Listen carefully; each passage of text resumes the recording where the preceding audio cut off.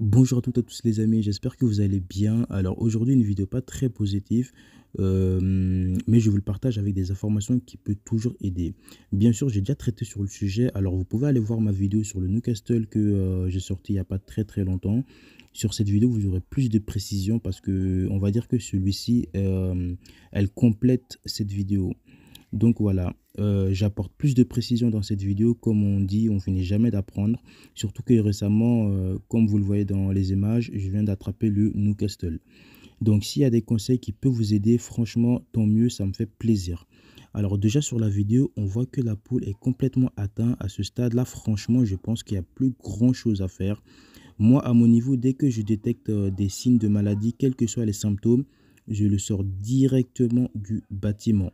Parce que je vous le rappelle surtout que le Newcastle est une maladie qui est très très très contagieuse. La contamination se fait par contact direct et surtout par leurs excréments. Donc, une fois sortie la poule ou les poules malades, si vous avez juste un cas ou deux, je vous conseille de les abattre parce que beaucoup malheureusement tentent de les soigner et du coup leur laissent dans le bâtiment et les malades finissent par contaminer toute la bande. Moi, dans mon cas, le même jour, j'ai dû abattre 17 poules. Donc voilà, je préfère ça que de prendre le risque.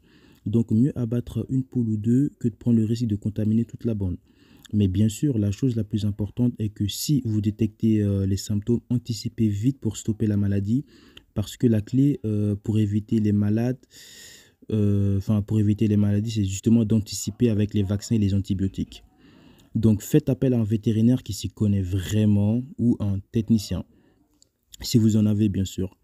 Mais pour mettre toutes les chances de vos côtés, rassurez-vous que vos poules et coqs achetés chez un éleveur sont vaccinés contre la maladie parce que cette maladie manifeste généralement par des signes respiratoires, mais peut être aussi dominée par un abattement, des manifestations nerveuses ou diarrhée. Je précise que chez les pondeuses et reproductrices, cette première vaccination est suivie après au moins 4 semaines par une vaccination avec un vaccin inactivé. Cette vaccination de rappel doit se faire au moins 4 semaines avant le début de la ponte.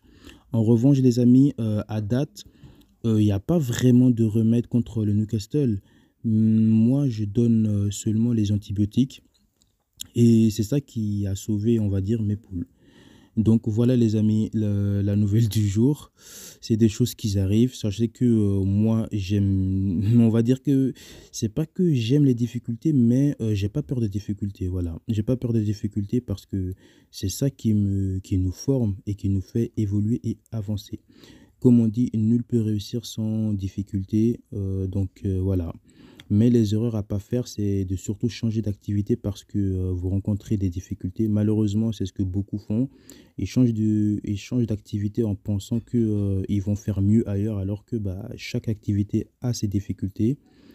Donc voilà, autant rester dans ton activité et persévérer les amis, car ceux qui persévèrent et ceux qui lâchent jamais le morceau finissent toujours par réussir.